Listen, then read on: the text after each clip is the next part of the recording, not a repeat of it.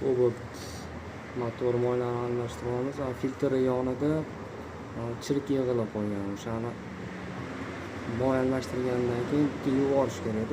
Bu moy bilan qolib ketgan, keyin u chang yopishib chek bo'lib qolgan. Motor ichiga ketsa, motor remont qilishga to'g'ri keladi. O'sha e'tibor berib qo'yasizlar.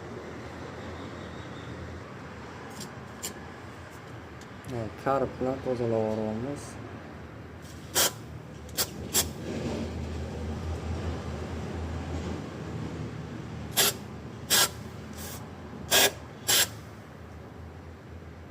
Yo'llar ancha toza bo'ldi.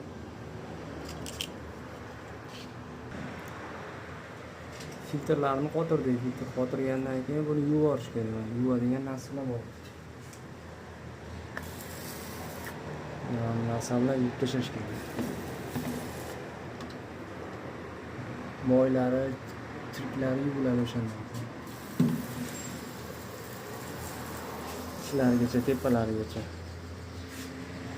O'shanda chirik yig'ilmaydi.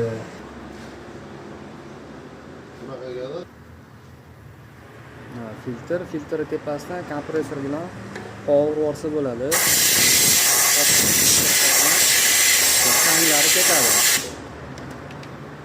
Tepadan qovurib olsa, tepadagi changlari ketadi, tozalanadi. O'shanda filtr yechgani ichiga chang tushmaydi.